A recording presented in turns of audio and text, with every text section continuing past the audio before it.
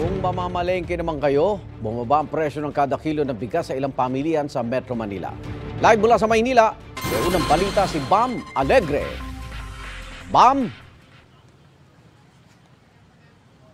Igan, good morning. Ngayon parating na ang holiday season. Bantayan natin ang galaw ng presyo ng bigas dito sa Blumentritt Market sa Maynila.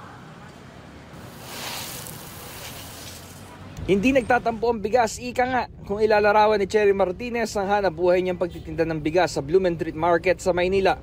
Sumigla raw ang benta niya mula ng dahan-dahang bumaba ang presyo na nakukuha niyang bigas mula sa supplier, parehong local at imported.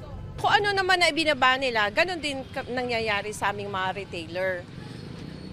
For the past 5 months, bumaba ang presyo ng bigas na more than 100 pesos per kaban, ganun. Yung iba bumaba ng 5 pesos per kilo. Dati ang lowest namin, 48, 49. Ngayon may 45. Sumatotal, naglalaro ang presyo ng mga paninda niyang bigas mula 45 hanggang 55 pesos kada kilo. Malaking tulong daw ito para sa suki niyang si Christy Realengo na may karinderya. Malaki ang binaba.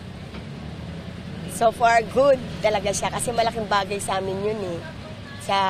Sa mga karinderya, syempre pag bumababa ang presyo ng bigas, gumaganda kita. Sa datos ng Philippine Statistics Authority o PSA, 50.22 pesos kada kilo ang average price ng regular milled rice noong Oktubre. Hindi ito masyadong lumayo sa 50.66 pesos per kilo na presyo noong Agosto.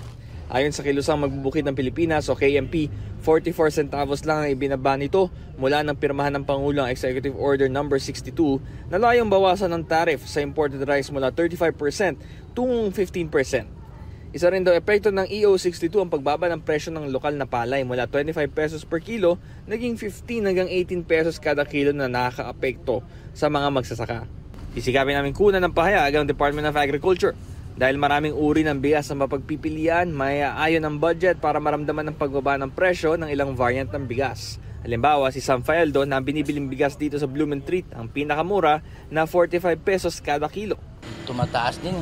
Minsan, akala namin yung kay Bongbong Marcos, na sana yung 20 isang kilo niya, wala din.